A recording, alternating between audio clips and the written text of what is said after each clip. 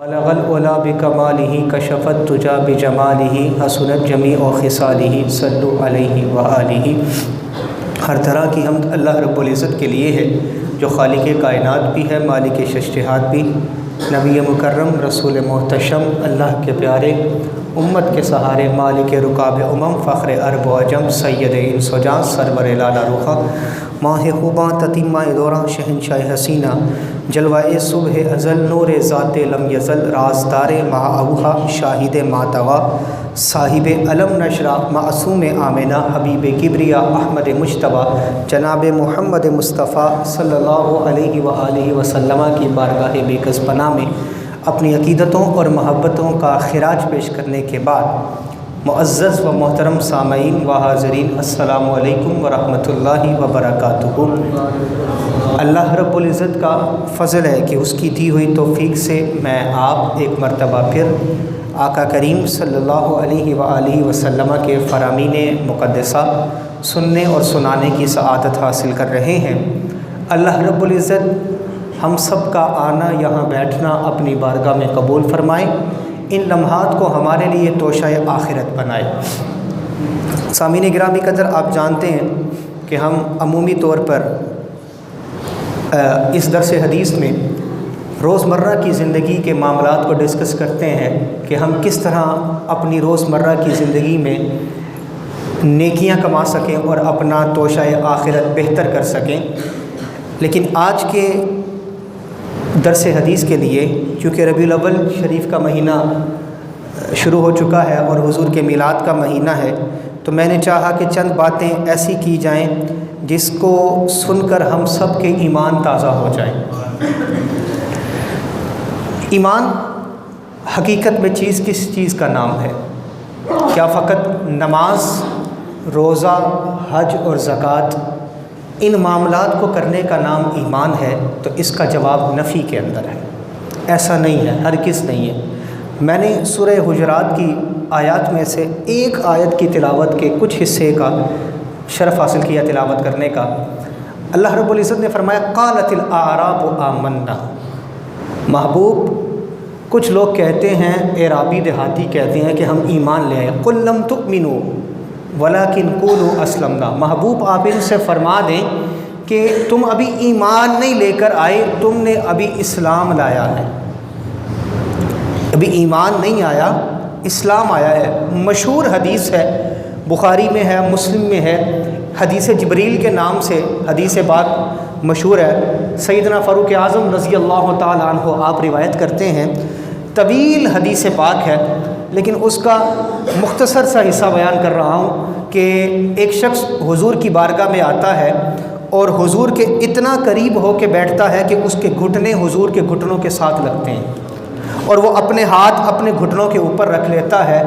صحابہ کہتے ہیں کہ سفید چمکتے ہوئے اس کے کپڑے ہیں اور جان پہچان میں بھی نہیں ہے، یعنی کہ ایسا بھی نہیں لگتا کہ کہیں بڑی دور سے سفر کر کے آیا ہے، کیونکہ اگر دور سے سفر کر کے آیا ہوا ہوتا تو اس کے کپڑے میلے کچیلے ہوتے، گرد پڑتی ہے سفر کے دوران۔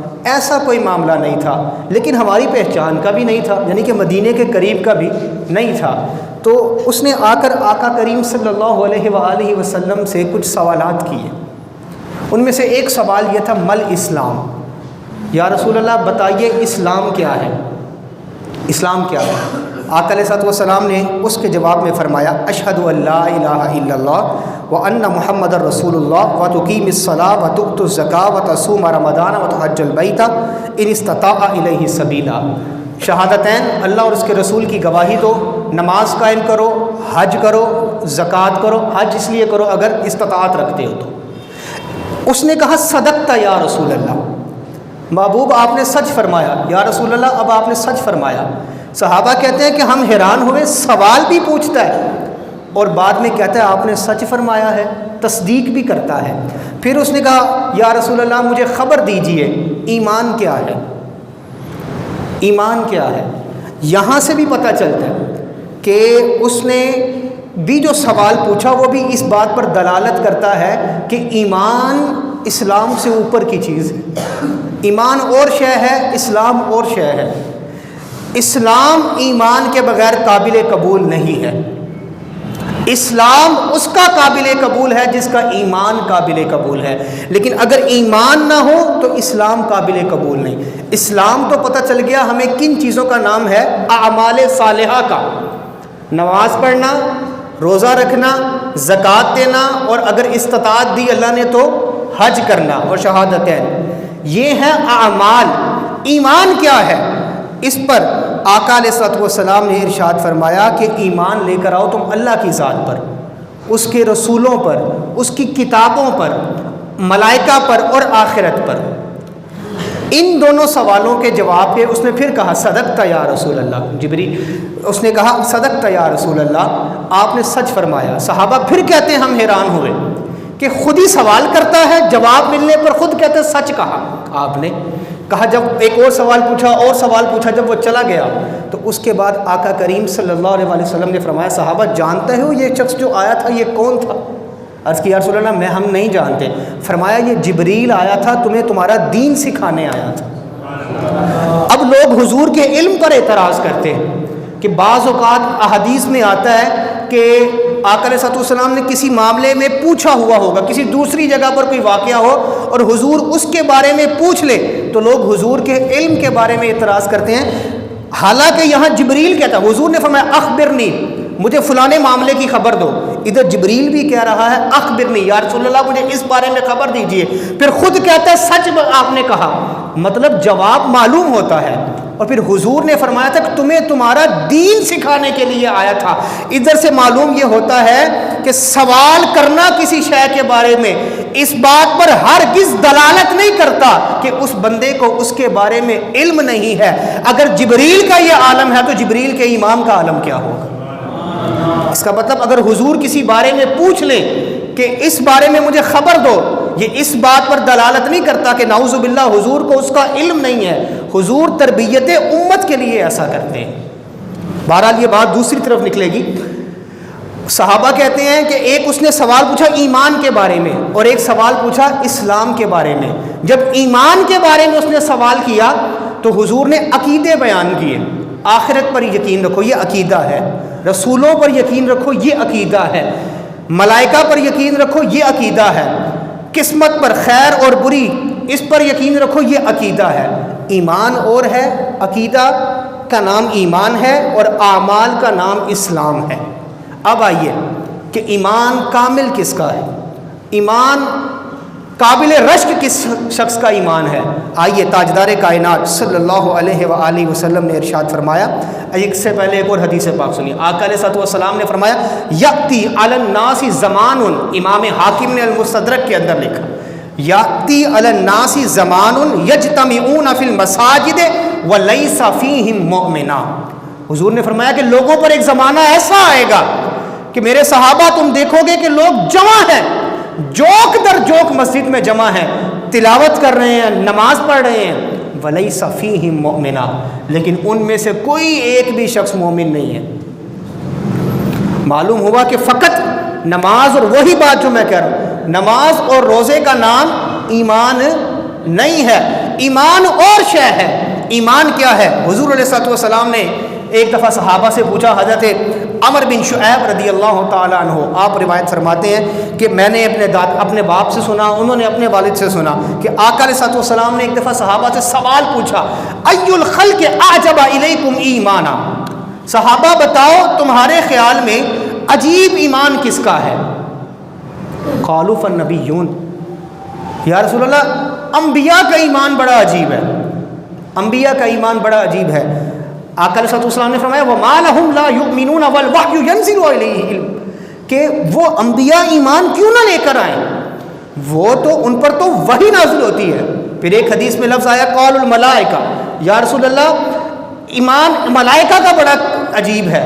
صحابہ نے کہا، آقا علیہ السلام نے فرمایا وَمَا لَهُمْ لَا يُؤْمِنُونَ وَهُمْ عِنْدَ رَبِّهِمْ، وہ ایمان کیوں نہ لے کر آئیں، وہ تو اللہ کے قریب ہیں، اللہ کی قربت میں ہمیشہ رہتے ہیں۔ قَالُوا فَنَحْنُ، یا رسول اللہ پھر ہم صحابہ کا ایمان بڑا عجیب ہوگا، قابل رشک ہوگا۔ آقا علیہ السلام نے فرمایا نہیں، کہا یا رسول اللہ پھر ہماری بات جواب دے گئی، ہمارا علم جواب دے گیا، آپ بتائیے آپ کے نزدیک ایمان کس کا ہے؟ آقا علیہ الصلوۃ والسلام نے فرمایا ان اعجب الخلق الی ایمانا لقوم یکونون من بعدی یجدون فیہا صحفا فیہا کتاب یؤمنون بہا فیہا او کما قال علیہ السلام. حضور صلی اللہ علیہ وسلم نے فرمایا کہ تم ایمان عجیب تمہارا کیسے ہو سکتا ہے صحابہ؟ تم تو کبھی میرے ہاتھوں سے سورج کا پلٹنا دیکھتے ہو، تمہارا ایمان عجیب کیسے ہے؟ تم تو میرے ہاتھ سے چاند کے 2 ٹکڑے ہوتے دیکھتے ہو، میرے معجزات دیکھتے ہو، میرے کمالات دیکھتے ہو. ایمان عجیب ان کا ہوگا جو آئیں گے میرے بعد، مجھے دیکھا نہیں ہوگا، فقط سنا ہوگا میرے بارے میں، کتاب میں پڑھا ہوگا میرے بارے میں کہ کوئی کالی زلفوں والا تھا، کسی کی کنڈل والی زلفیں تھی، کسی کا والضحیٰ کا مکھڑا تھا، واللیل کی زلف تھی، مازاق کے نین تھے. فقط میرے بارے میں سنا ہوگا اور سن کر وہ مجھ پر ایمان لے کے آتے ہوں گے. عجیب ایمان ان لوگوں کا ہوگا، کامل ایمان ان لوگوں کا ہوگا. اور مصطفیٰ سے محبت کرنے والوں، آج مصطفیٰ کا میلاد کرنے والوں، سنیے آقا کریم صلی اللہ علیہ وآلہ وسلم نے ہم لوگوں کے بارے میں کیا کیا فرمایا، ہم سے کتنی محبت فرمائی. امام ابن حبان اپنی صحیح میں حدیث لے کر آئے ہیں، امام احمد بن حنبل اپنی مسند میں حدیث لے کے آئے ہیں. حضرت ابو امامہ رضی اللہ تعالی عنہ آپ روایت فرماتے ہیں کہ آقا علیہ الصلوۃ والسلام نے فرمایا طوبیٰ، مبارک ہے اس شخص کے لیے، خوشخبری ہے اس شخص کے لیے، لمن رآنی و آمن بی، کہ جس نے مجھے دیکھا اور مجھ پر ایمان لے کر آیا. اس کے لیے کیا ہے بولیے؟ خوشخبری ہے اس شخص کے لیے جس نے مجھے دیکھا اور مجھ پر ایمان لے کر آیا. آگے فرمایا طوبیٰ 7 مرات لمن لم رآنی و آمن بی، میں محمد 7 دفعہ مبارکباد دیتا ہوں اس شخص کو جس نے مجھے دیکھا بھی نہیں پھر بھی مجھ پر ایمان لے کے آیا. تو 14 صدیوں کے فاصلے پر بیٹھا ہوا ہوگا، لیکن اس نے سنا ہوگا کہ کوئی کالی کملی والا تھا اور سن کر مجھ پر ایمان لے کے آیا ہوا ہوگا. میں اس کو 7 دفعہ مبارکباد دیتا ہوں.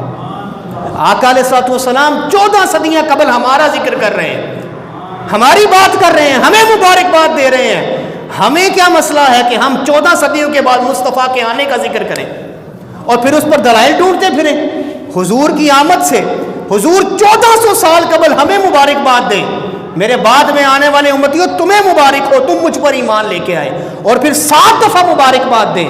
حضور تو ہم سے اتنی محبت کریں اور ہم حضور کی محبت کے لیے دلائل ڈھونڈتے پھریں، دلیل ملے گی تو محبت کریں گے. نہ، مصطفیٰ سے بے لوث محبت کریں.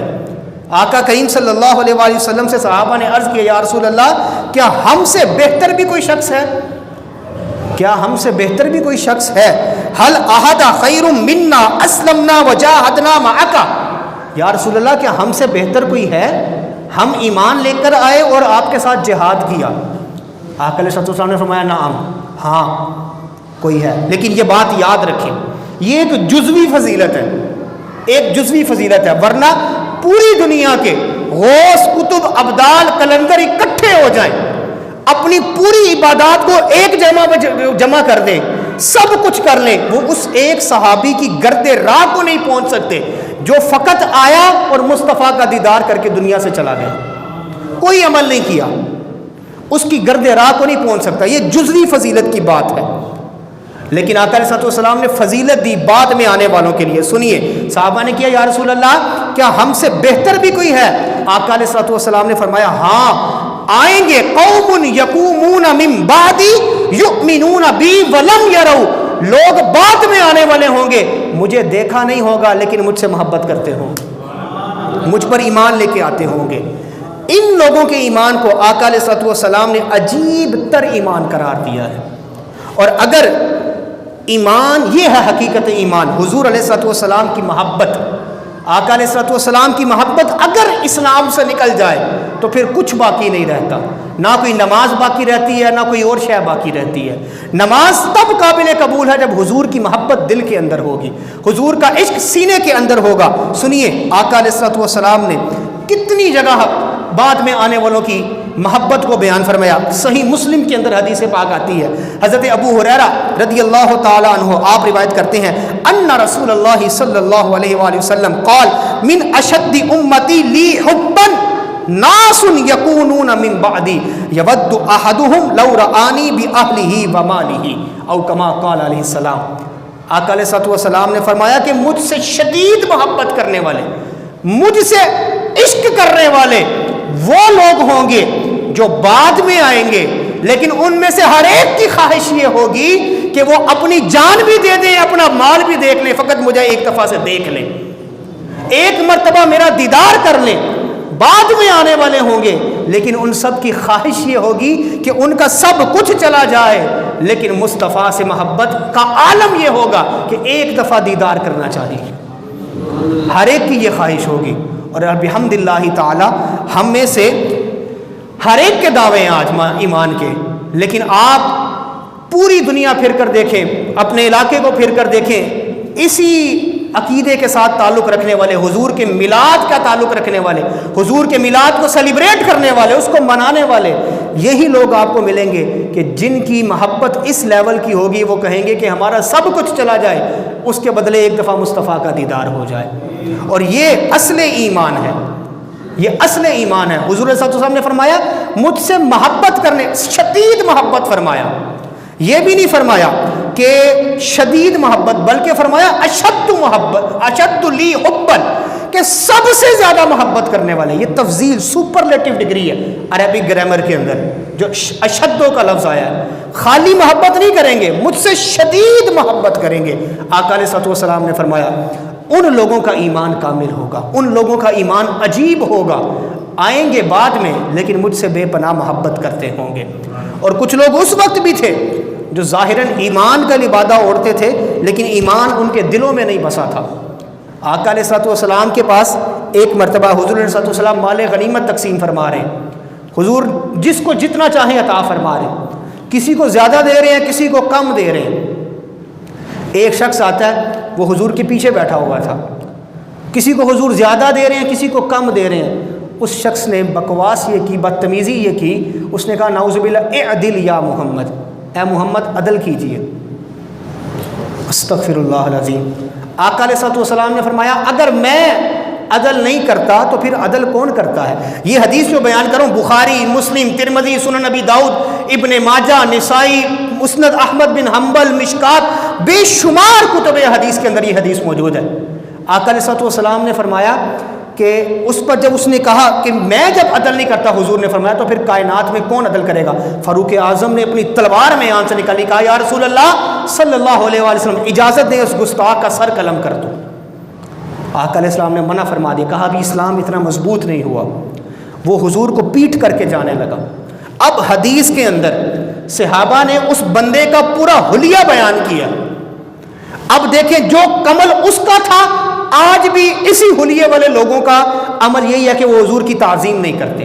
صحابہ نے اس کا حلیہ بیان کیا، فرمایا اقبل رجل غائر العینین نقط الجبیین قص اللحیہ مشرف الوجنین محلوق الرأس فقال یا محمد اتق اللہ۔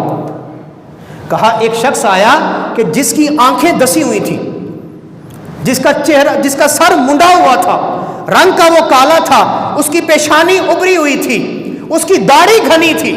پتہ چلا ایمان اور محبت نہ جبوں میں ہے نہ کبوں میں ہے، نہ کسی مسلمان کے وضع اور قطع کے اندر ہے، نہ کسی مسلمان کے لباس کے اندر ہے، نہ کسی کی دستار کے اندر ہے۔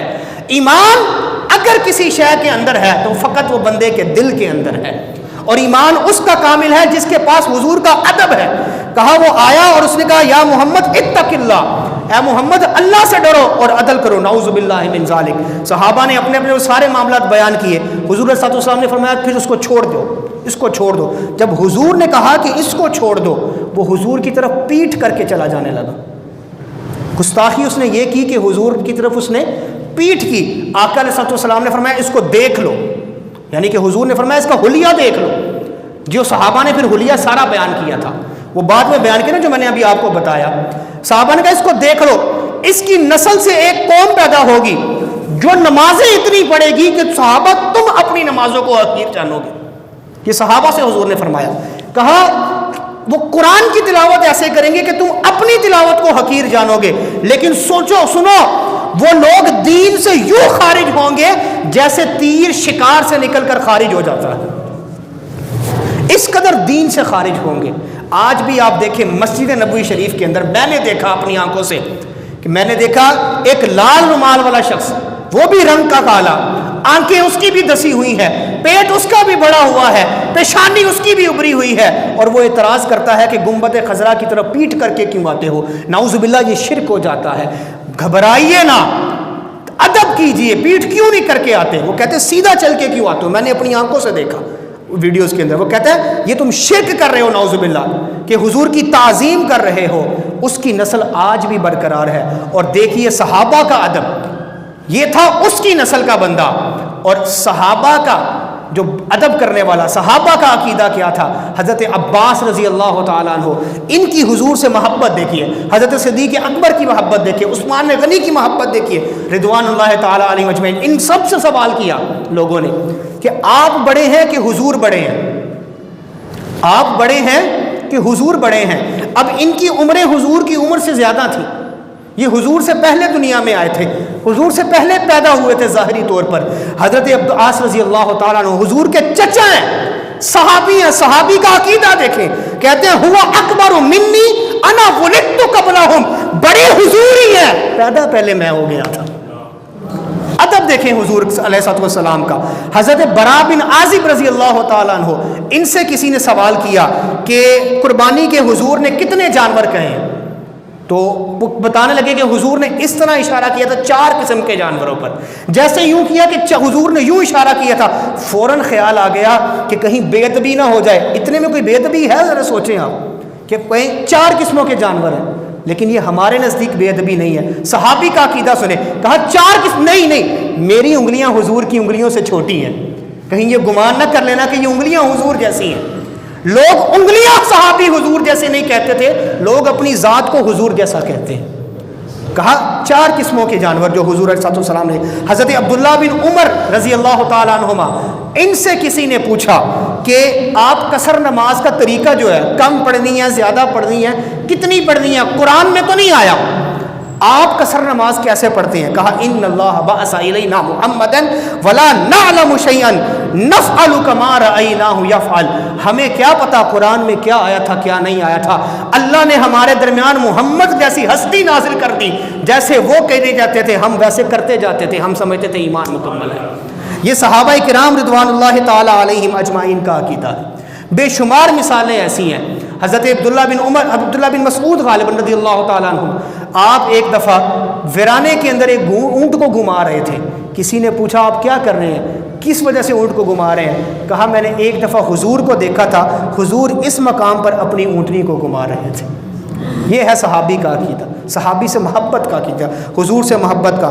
دعا کیجئے اللہ رب العزت مجھے اور آپ کو وہ پکی اور سچی محبت عطا فرمائے جو حضور علیہ السلام کے ساتھ صحابہ کرام رضوان اللہ تعالی علیہم اجمعین کی تھی۔ وما توفیقی الا باللہ۔